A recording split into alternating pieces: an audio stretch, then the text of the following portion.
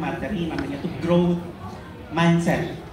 Nah, diceritain growth mindset, ada yang bisa cerita? Apa itu? Sama bapaknya waktu itu sudah ngajar? Sudah lupa? Sudah lupa ya?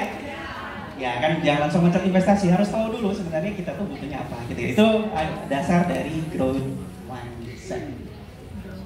Itu ya, growth mindset. Nah, growth mindset itu ada ininya. Ada 2 macam mindset yang sudah diajarkan di materi bulan Mei. Ayo, ada yang ingat pas sudah ngeliat gambar ini? Apa saja mindset itu? Ada 2. Satunya fixed mindset. Boleh kasih tahu nggak fixed mindset itu apa? Udah kalau gitu langsung diborong katanya satunya itu growth mindset. Nah, kalau growth mindsetnya apa? Selamat pagi, yang saya tahu tentang growth mindset adalah pola pikir atau bakat yang dimiliki sejak kecil atau sejak dini, dan mindset itu bisa tumbuh dan berkembang. Terima kasih. Luar biasa. Nah, tadi ceritain satunya fixed mindset. Ada yang bisa cerita? Oke, sebelah sana. Fixed mindset.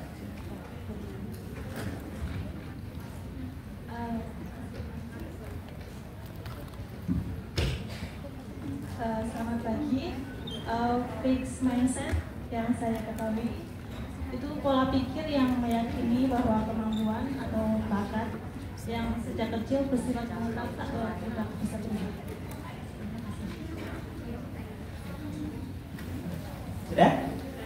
Sudah tahu apa itu growth mindset, fixed mindset? Satunya adalah mindset di mana kita mau bertumbuh terus, gitu ya, berkembang terus, tidak tetap di tempat, tidak menganggap kegagalan itu selesai pada tempatnya. Nah, fixed mindset lawannya, gitu ya.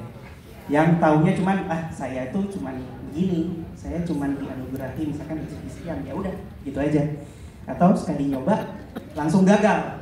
Nah, itu fixed mindset. Nah, ya, ini growth mindset, pola pikir meyakini bahwa kemampuan bakatnya sejak kecil dapat tumbuh dan berkembang. Dan fixed mindset yang kelawannya, yang tetap tidak berkembang. Jadi ya udah, saya cuma bisa segini, ya udah segini aja. Kalau growth, saya cuma bisa segini, berarti saya harus meningkatkan diri kita ke depannya, gitu ya. Prinsipnya apa? Yang sudah diajarkan sebelumnya, ini ciri-cirinya dulu mungkin ya, sekilas saja.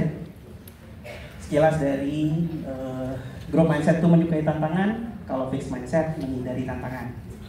Ya, optimis produktif, growth mindset, fixed mindsetnya pesimis. Kalau growth mindset berperan, katanya aktif. Ini fixed mindset baperan, baru diomongin dan langsung pundung. Ini ya. Terus kepoan tuh ada yang keponya negatif, ada yang positif. Ini yang positif ya. Kalau kepoan negatif tahu nggak apa? Apa-apa mau tahu, gosipin orang itu kepo banget gitu kan ya katanya. Terus kalau yang fixed terus terbuka dan gaul untuk growth mindset, tertutup dan kuper. Ya, ini saya langsung dilanjutin aja, percaya diri. Kata-kata ini yang mungkin gampang diingat harusnya. Ya. Dimana kita seharusnya ngambil yang kiri semua. Cenderungnya kita yang paling kanan. Kenapa yang kanan? Karena yang kanan tuh gampang, yang kiri itu susah. Kanan itu kita ya namanya apa ya? Mager, malas gerak. Kalau yang kiri aktif gerak. Kirain terlalu aktif. Jangan terlalu aktif juga ya. Nah, itu growth mindset sama fixed mindset. Nah, sekarang coba tanya di kita sendiri.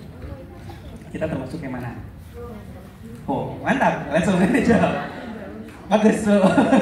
Ya, kita harapannya semuanya kita ada di growth mindset ya. Agar kita bisa terus berkembang ya. Sekilas balik. Jadi materinya sebenarnya bentar, tapi ternyata banyak yang lupa ya. Oh gitu ya. Aduh, saya rambutnya putih nggak deh Bu? Kalau mau tumbuh, yang pertama harus kita tahu itu adalah tujuannya apa.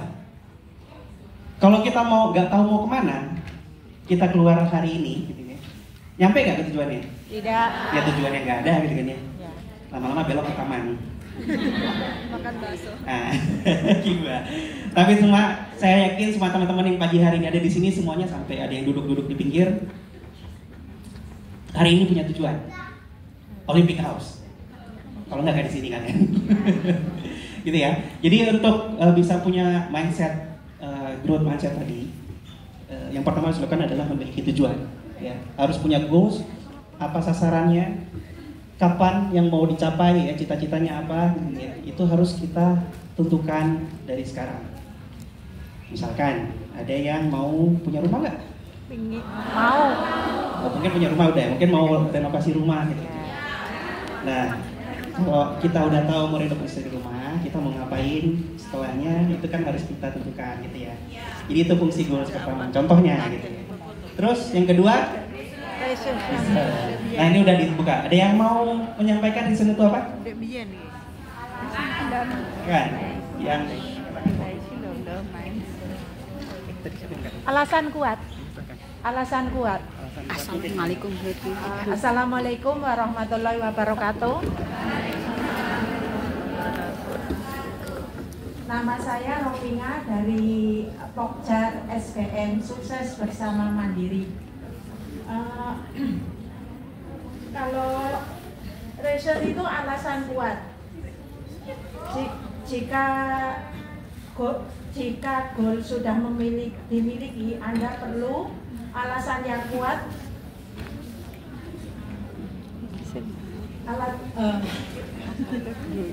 Sebenarnya apa sih niat mulia di balik semua mimpi-mimpi Anda? Itu maksudnya alasan kuat itu. Itu alasan kuat kita kenapa kita harus mencapai tujuan tadi. Oh ya. Karena kalau tadi contohnya saya mau ke Olympic House. Kenapa? Kalau saya bilang hari ini saya mau ke Olympic House, ada yang bisa jawab nggak kenapa? Untuk belajar. Nuntut ilmu gitu kan, ada alasannya kan? Nah itu yang bisa menyebabkan kita sampai ke tujuan tadi. Harus punya alasan yang kuat. Kalau saya pakai contoh bangun rumah, kenapa mau bangun rumah? Punya tempat tinggal atau mungkin bisa punya tempat tinggal yang lebih bagus lagi. Kenapa pengen punya tempat tinggal yang lebih bagus lagi? Berikutnya option. Optionnya ada yang mau jawab? Option apa?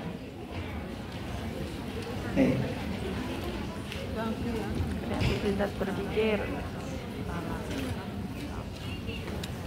Hai, assalamualaikum warahmatullahi wabarakatuh. Nama saya Adi Fitridia dari mahasiswa dari UT Hongkong.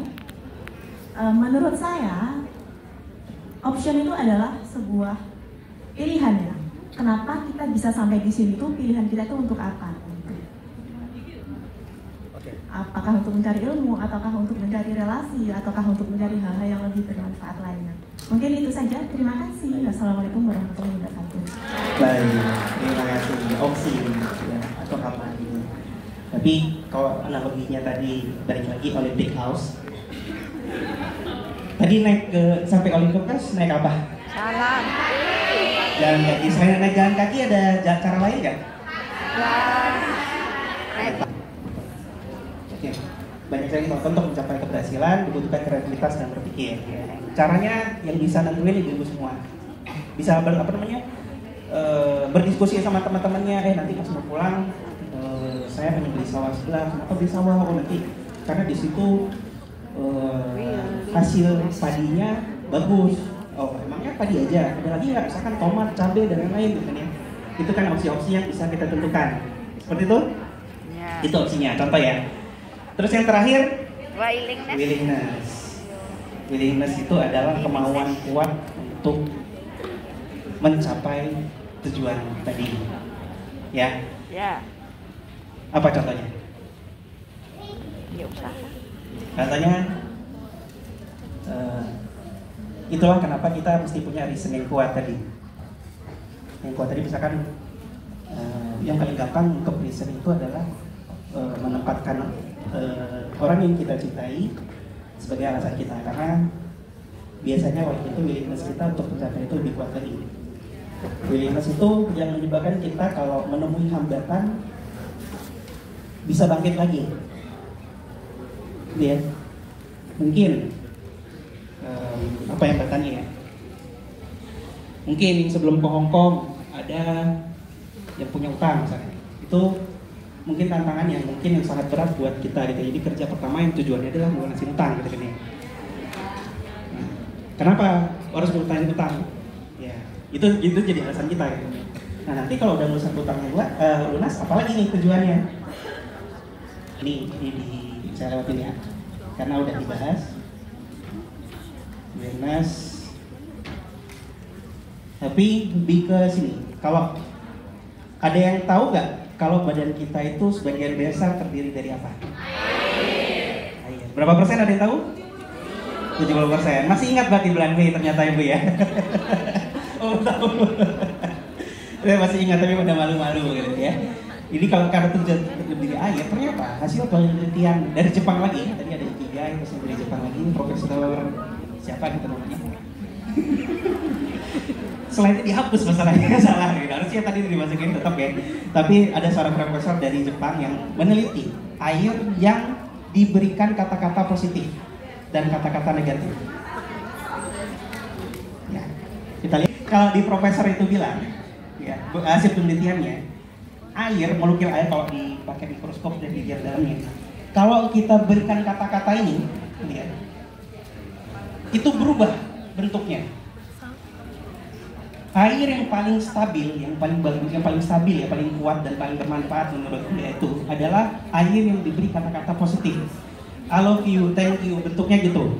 Ini ternyata air tuh di kita 65%, tapi di otak 83, jadi ternyata ada yang kandungan per masing-masing organ tubuh kita, ya. Oke, itu growth mindset.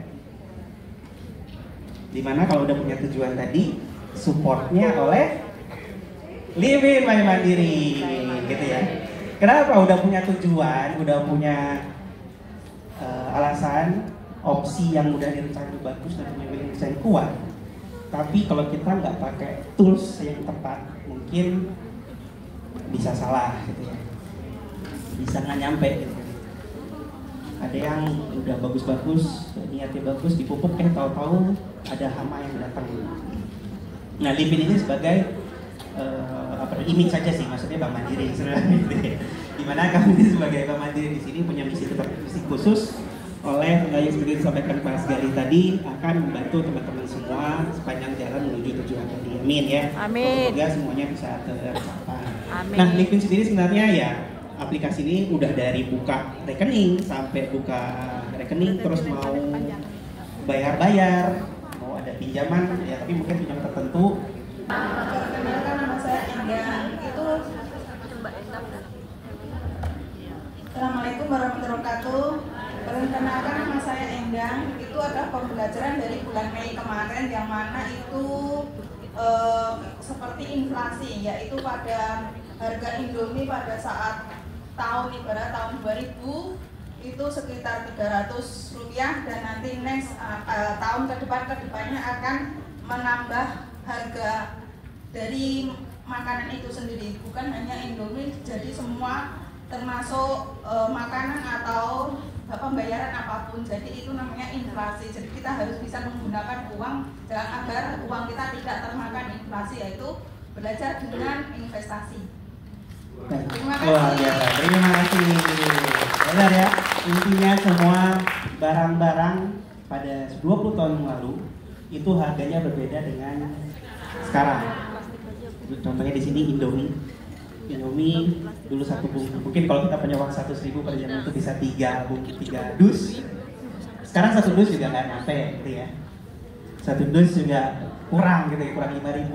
Jadi kalau kita ya, tapi nanti untuk pembicaraan berikutnya akan dibawakan di materi investasi oleh Agnes gitu ya. Rencana. Ada yang bisa kasih contoh nggak? Ada orang yang kaya banget terus jadi bangkrut. Ada yang mungkin penghasilannya sehari-hari yang mungkin kayak gak cukup buat sekali makan, malah bisa naik haji. Ada yang tahu? Ingat semua ya. Ingat semua yang di bulan Mei itu sebenarnya tadi materi bulan Mei gitu ya. Kita saya refresh lagi biar kita ingat lagi dan kita bisa bawa ke kelas berikutnya. Kenapa? Livin by Mandiri. Tahu nggak kenapa namanya Livin? Livin itu hidup kan ya. Hidup sehari-hari kita itu bisa di-livin semuanya. Tapi untuk punya rencana seterusnya kita harus tumbuh. Ada yang tahu bahasa Inggrisnya tumbuh? Grow. Growing, ya growing bertumbuh. Grow itu tumbuh, growing bertumbuh. Tahu nama aplikasi investasi yang Bank Mandiri? Siapa? Livin di aplikasi ada juga sebenarnya, tapi fiturnya sebenarnya namanya growing. Ya, bagaimana kita bisa tumbuh?